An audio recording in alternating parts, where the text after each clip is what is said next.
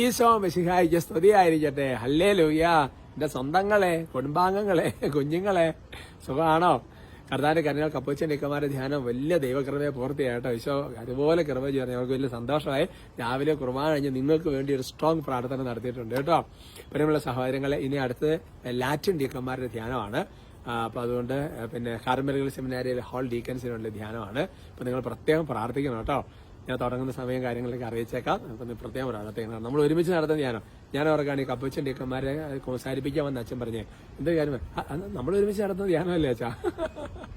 എന്നോടല്ല ശുശ്രൂഷകനോടാ പറഞ്ഞത്. അപ്പൊ ഞാൻ വിചാരിക്കുകയാണ്, ശരിക്കും പറഞ്ഞാൽ നമ്മള് ഒരു ടീമല്ലേ നമ്മള്. നിങ്ങൾ അവിടെ ഇരുന്ന് പ്രാർത്ഥിച്ച് ശക്തിപ്പെടുത്തുന്നു, ഞാൻ ഇവിടെ നിന്ന് പറഞ്ഞുകൊണ്ടിരിക്കുന്നു. നമ്മൾ ഒരുമിച്ച് നടത്തുന്ന ധ്യാനമാണ് കേട്ടോ, മറന്നേക്കരുത് കേട്ടോ. ഹല്ലേലൂയ. പ്രിയമുള്ള സഹോദരങ്ങളെ, ഇന്ന് പ്രത്യേകിച്ച് നമുക്ക് പ്രാർത്ഥിക്കേണ്ടത് നന്മ വെച്ചാൽ ഒരുപാട് പേര് പ്രാർത്ഥന ചോദിച്ചൊരു വിഷയം അതാണ് ഈ അങ്ങനെ ക്ഷമിച്ച് പ്രാർത്ഥിക്കാൻ പറ്റുന്നില്ല. അതൊരു വലിയൊരു വിഷയം. അങ്ങനെയുള്ളവർക്ക് വേണ്ടിയിട്ട് പ്രത്യേകം നമുക്ക് ഒന്ന് പ്രാർത്ഥിച്ച സപ്പോർട്ട് കൊടുക്കാം, സഹായം കൊടുക്കണം. നമ്മൾ പ്രാർത്ഥന സപ്പോർട്ട് കൊടുക്കുമ്പോൾ അവർക്ക് അത് പറ്റും. വലിയ അനുഗ്രഹമല്ല. നമുക്ക് അവർക്ക് അങ്ങനെയുള്ളവർക്ക് വേണ്ടി പ്രാർത്ഥിക്കാം. നന്മ നിറഞ്ഞ മറിയമേ സ്വസ്തി, കർത്താവ് അങ്ങയോട് കൂടെ സ്ത്രീകളിൽ അങ്ങ് അനുഗ്രഹിക്കപ്പെട്ടവളാവും. അങ്ങയുടെ ഉദരത്തിൻ ഫലമായി ഈശോ അനുഗ്രഹിക്കപ്പെട്ടവനാവും.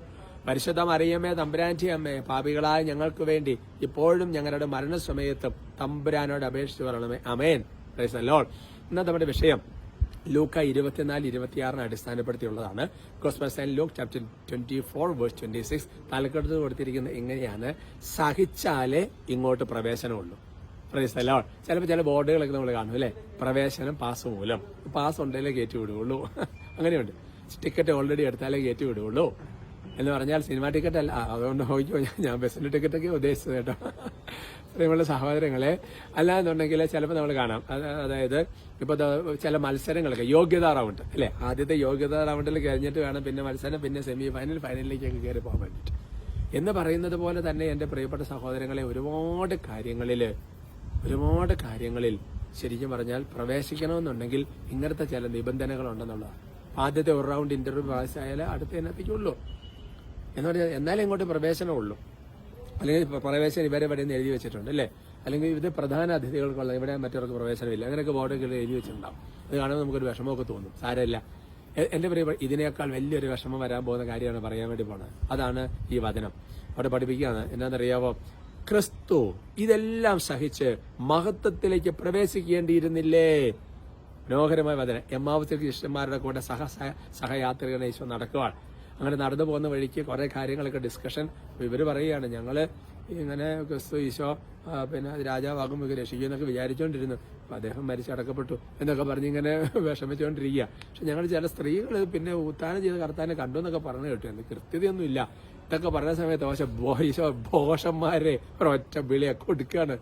എന്നിട്ട് പറയാം, ക്രിസ്തു ഇതെല്ലാം സഹിച്ച മഹത്വത്തിലേക്ക് പ്രവേശിക്കേണ്ടിയിരുന്നില്ലേ?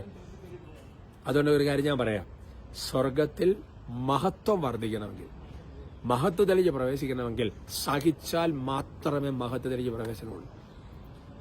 അതുകൊണ്ട് എന്റെ സഹോദരങ്ങളെ, തീർച്ചയായിട്ടും ഞാൻ പിന്നെ ഉദാഹരണം പറഞ്ഞാൽ രോഗികൾക്ക് വേണ്ടി പ്രാർത്ഥിക്കും, ഈശോ സുഖപ്പെടുത്തുന്നു. എനിക്ക് ഉറപ്പായിട്ടുണ്ട് തടസ്സങ്ങൾ മാറുന്നു, ഇതെല്ലാം ഉണ്ട്, അതെല്ലാം നടക്കുന്നുണ്ട് 100%. ഞാൻ അതുപോലെ വിശ്വസിക്കുന്നു, അതുപോലെ ഹോൾഡ് ചെയ്യുന്നു. പക്ഷേ അതിന്റെ ഇടയിൽ നമ്മളൊന്നും മറന്നു പോകരുതാത്തൊരു സത്യമുണ്ട്. ഇതിന്റെ ഇടയിൽ സഹനമുണ്ട്. എല്ലാം മാറണമെന്നില്ല. ചിലർ കർത്താവ് സഹിക്കാൻ തന്നിട്ടുണ്ട്.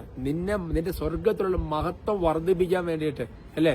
അവിടെ വിശുദ്ധാത്മാക്കളെ കൊച്ചുദേശിയ സ്വർഗത്തിൽ പ്രകാശം അല്ലെ, സൂര്യന്റെ പ്രകാശം ഒന്ന്, ചന്ദ്രന്റെ പ്രകാശം ഒന്ന്, നക്ഷത്രത്തിന്റെ പ്രകാശം ഒന്ന്, ശോഭ വർദ്ധിക്കട്ടെ അല്ലേ. അതുകൊണ്ട് അത് സഹിച്ചാൽ മാത്രം കിട്ടുന്ന ഒരു സാധനം. നിങ്ങൾ ചിന്തിച്ചു നോക്കിയോ, ഒരുപോലെ പ്രാർത്ഥിക്കുന്ന മനുഷ്യന്റെ മുഖത്തുണ്ടാകുന്ന പ്രകാശവും സഹിക്കുന്ന മനുഷ്യന്റെ മുഖത്തുണ്ടാകുന്ന പ്രകാശം നിങ്ങൾ നോക്കി അല്ല. സഹിക്കുന്ന മനുഷ്യൻ എപ്പോഴും തേജോമയമായിരിക്കും. നിങ്ങൾ എന്ത് ചോദിക്കുക എന്റെ സഖേ, എസ്തപ്പാനോസിന്റെ മുഖത്തേക്ക് നോക്കാൻ പറ്റുമായിരുന്നോ അല്ലെ? കല്ലുകൾ എറിയുന്ന സമയത്തുള്ള സ്ഥിതി എന്താ അല്ലേ? മഹത്വത്തിലേക്ക് പ്രവേശിക്കുകയാണ്. ചിന്തിച്ചു നോക്കിയേ, സ്വർഗം തുറക്കപ്പെടും, മഹത്വത്തിലേക്ക് പ്രവേശിക്കുകയാണ്. അപ്പൊ അതുകൊണ്ട് സഹനം വേണ്ട എന്ന് വെച്ച് കഴിഞ്ഞാൽ അതിന്റെ അർത്ഥം എന്നാണെന്നറിയോ? മഹത്വം കുറയ്ക്കുക എന്നുള്ളതാണ്. എനിക്ക് പ്രവേശനം വേണ്ട, ഞാൻ തന്നെ എന്നിട്ട് അവിടെ ചെയ്യുന്ന സമയത്ത് അയ്യോ അവരൊക്കെ കയറിപ്പോയല്ലോ, നമ്മളിവിടെ ആയിപ്പോയല്ലോ വിചാരിച്ചാൽ മതി കേട്ടോ. അതിന് വേണ്ടിയിട്ടാണ് തെറ്റിദ്ധാരണ വരുന്നത്, അതിന് വേണ്ടിയിട്ടാണ് അപവാദം തരുന്നത്, അതിന് വേണ്ടിയിട്ടാണ് മാറ്റി നിർത്തുന്നത്, അതിന് വേണ്ടിയിട്ടാണ് ഒറ്റപ്പെടുത്തുന്നത്, അതിന് വേണ്ടിയിട്ടാണ് അവഗണിക്കുന്നത്, അതിന് വേണ്ടിയിട്ടാണ് തള്ളി പറയുന്നത്, അതിന് വേണ്ടിയിട്ടാണ് നമ്മളെ ജീവിതം മുഴുവൻ തന്നെ ഇല്ലാതാക്കി തീർക്കുന്നത്.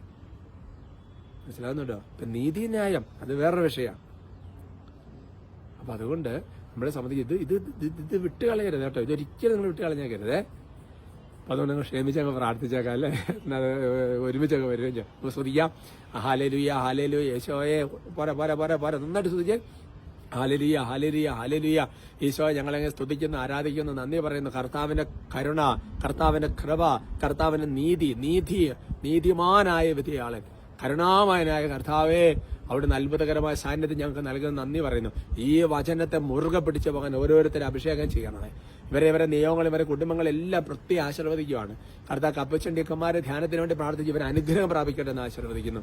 ഓ കർത്താവായ ദൈവം, പ്രത്യേകിച്ച് ഞങ്ങള് നിയോഗം പരിശുദ്ധ അമ്മയോട് ആദ്യം പ്രാർത്ഥിച്ച കാര്യം നിയോഗം വിചാരിച്ചു.